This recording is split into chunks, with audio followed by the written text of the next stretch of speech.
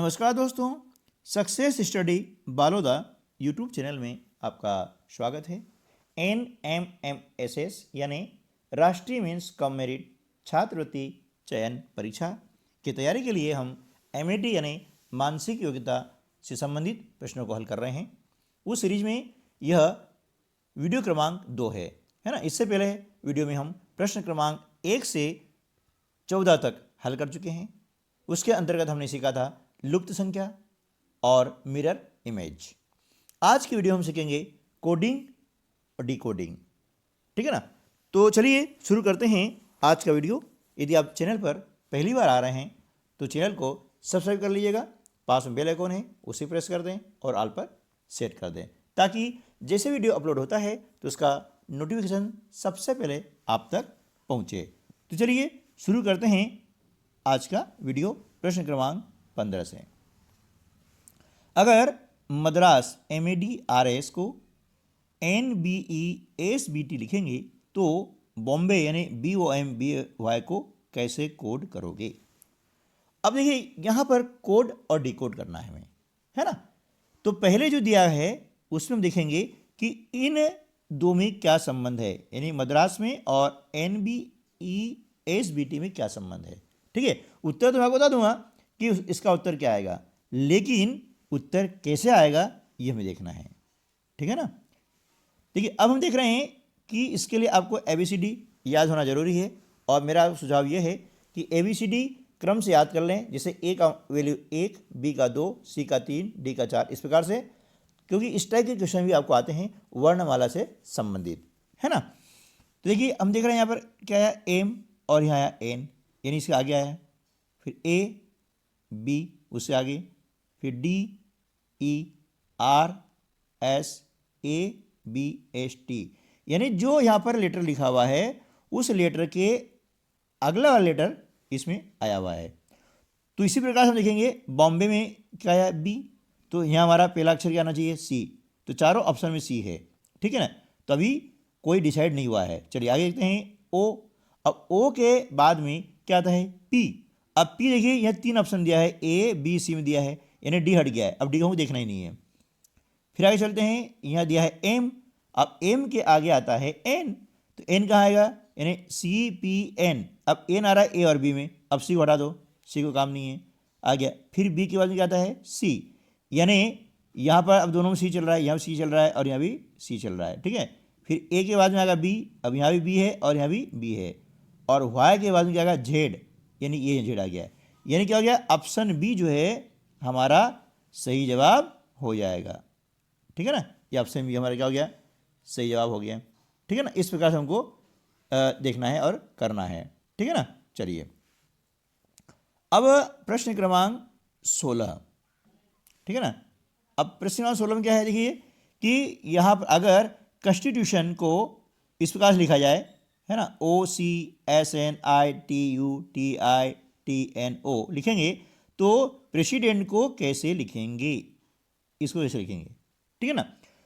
देखिए इनमें पहले हमें देखना होगा कि इनमें नियम क्या लागू हो रहा है। जो नियम इन दोनों में लागू होगा ना, वही नियम इन दोनों में लागू करना है। तो यहाँ पर हम देख रहे हैं कि भैया यहाँ लिखा है पहले क्या है CO, यहाँ उसका उल्टा हो गया है OC, देख रहे हैं, ठीक है। अब इसी प्रकार से आगे हम देखते हैं तो क्या हो रहा है कि आगे लिखा है NS, इसका उल्टा हो गया SN, दिख रहा है, ठीक है। चलिए उसके बाद हम देख लेते हैं कि क्या हो रहा है।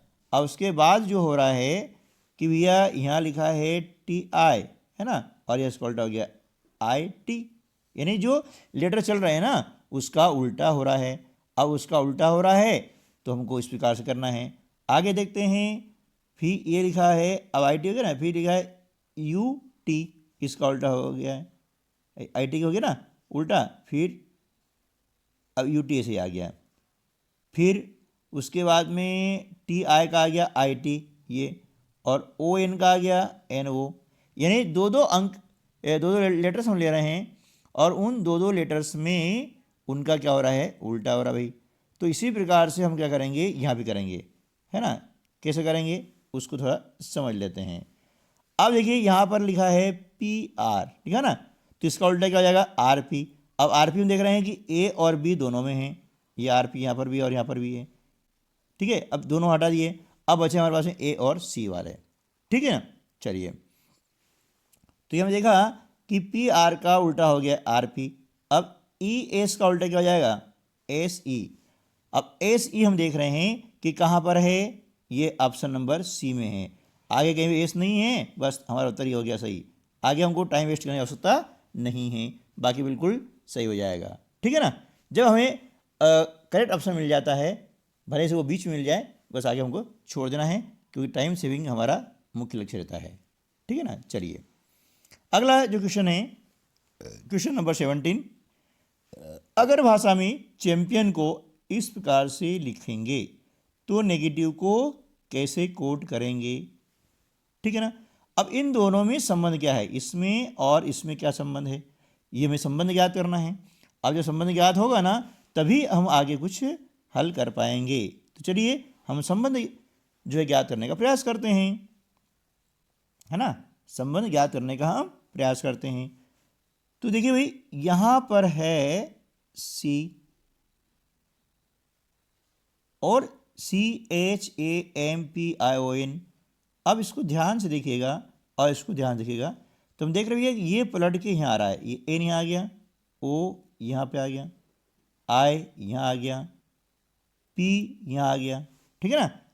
तो हम देख रहे हैं कि ये सारा जो है उल्टा पुल्टा हो रहा है, हो रहा है ना, सारा उल्टा पुल्टा हो रहा है। यानी एन यहाँ था ना, तो क्या हुआ कि एन कहाँ आ गया, एन जो है यहाँ पर आ गया, ठीक है ना। ये एन यहाँ था, तो ये स्टार्टिंग में आ गया, यानी पीछे से जो है वापस रिवर्स हो रहा है ना। इसी प्रकार हम क्या करेंगे, इसको रिवर्स कर लेते हैं। तो ई सबसे पहले हम देख रहे हैं कि यहाँ पर आ रहा है, फिर वी, ये आ गया वी। अब ई वी कहाँ आ रहा है, सी और डी में आ रहा है, ठीक है ना। फिर आगे चलते हैं, आई, आई इसमें आ गया है, इसमें भी आ गया है, ठीक है, अभी चल रहा है दोनों। उसके बाद टी, इसमें टी आया है, इसमें भी टी आया है। फिर ए, इसमें ए आया है, अब इसमें ए नहीं आया है। यानी अब जो है हमारा ऑप्शन नंबर सी जो है सही जवाब हो जाएगा, ठीक है ना। ऑप्शन नंबर सी जवाब हो जाएगा ना, क्यों हो जाएगा, क्योंकि देखिए यहाँ ए आ रहा है, यहाँ पर ए था, ये आ गया, लेकिन आगे यहाँ ए है ही नहीं, तो इसको हम क्या करेंगे, क्रॉस कर देंगे। यानी ऑप्शन सी जो है हमारा सही जवाब हो जाएगा, ठीक है ना, इस प्रकार से। तो ध्यान रखना है कि जहाँ पर भी हमारा आंसर मिल जाता है, आगे यहाँ डिफरेंस खत्म हो जाता है, बस वहाँ से हम उसको छोड़ देंगे और आगे बढ़ जाएंगे। अब प्रश्न क्रमांक कर लेते हैं 18, ठीक है ना। अगर अशोक का कोड ZHSLP है तो तारा का कोड क्या होगा, ठीक है। अब देखिए कि यहाँ पर हमें करना क्या है, सबसे पहले देखना है कि अशोक और इसमें क्या संबंध है, ठीक है ना। अशोक और इसमें क्या संबंध है, तो भैया हम देख ये रहे हैं कि यहाँ पर ए है और यहाँ पर क्या है, जेड है, ठीक है ना। यहाँ पर ए और यहाँ पर जेड। उसके बाद में हम देख रहे हैं कि यहाँ पर आपको दो लेटर्स दिए गए हैं, कौन से, SH, इसका उल्टा कर दिया है HS, ठीक है ना। अब उसके बाद में आपको जो दिया है O और L।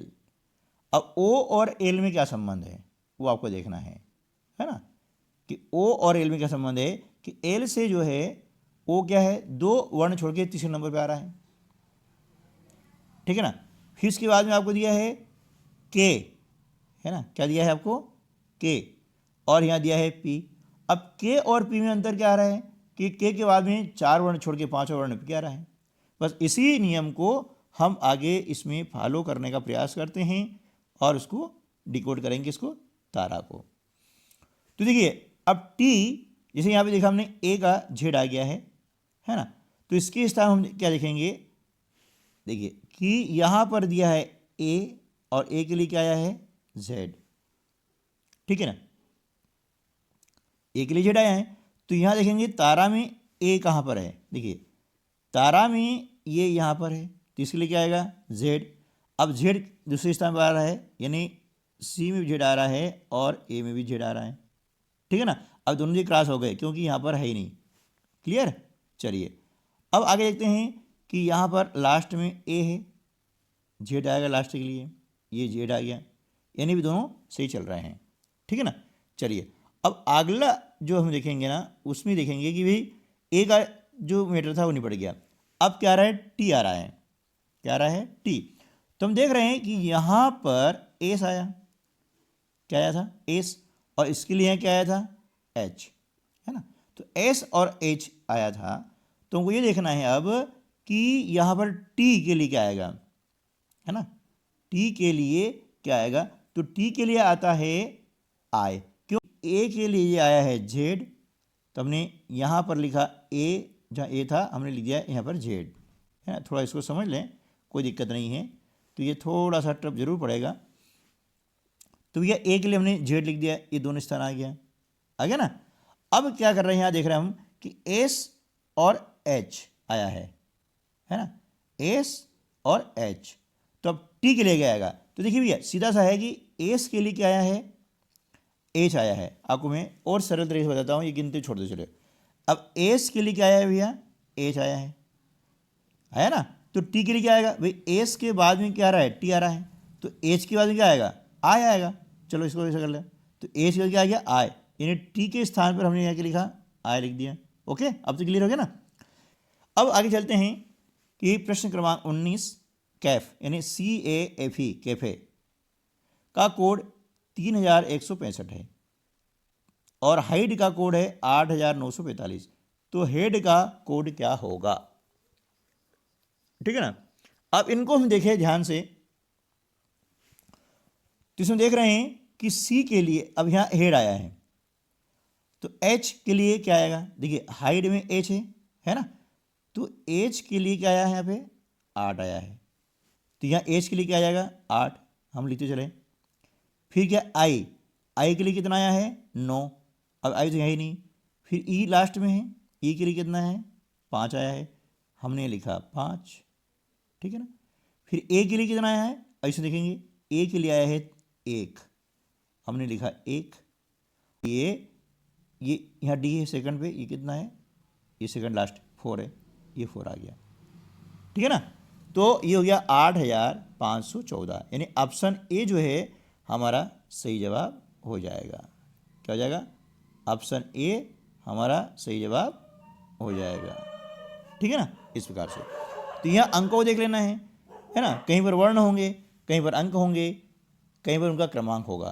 तो ये आपको वर्णमाला से संबंधित जो भी है ये आपको याद कर लेना है कि वर्णमाला में ABCD यानी अल्फ़ाबेट कहाँ पर आते हैं, कौन से क्रम पर आते हैं, ठीक है ना। चलिए अब प्रश्न क्रमांक 20 है ना, प्रश्न क्रमांक 20। तो देखिए जो संबंध मार्च से अगस्त का है उसी अनुसार सी का संबंध किससे होगा। तो देखिए भैया मार्च के बाद हम गिनते हैं तो क्या आता है, अप्रैल, मई, जून, जुलाई, है ना, 4 महीने आते हैं और 5वां अगस्त है, यानी दोनों भी 4 है। उसी प्रकार सी का हम गिनेंगे तो DEFG, तो अगला क्या आ जाएगा, H, यानी ऑप्शन जो हो सी है हमारा वह सही जवाब हो जाएगा, ठीक है ना। तो इनमें संबंध देखा कि बीच में 4 महीने हैं, इसी प्रकार से यहाँ पर हो जाएगा कि इनके दोनों बीच में 4 लेटर हो जाएंगे।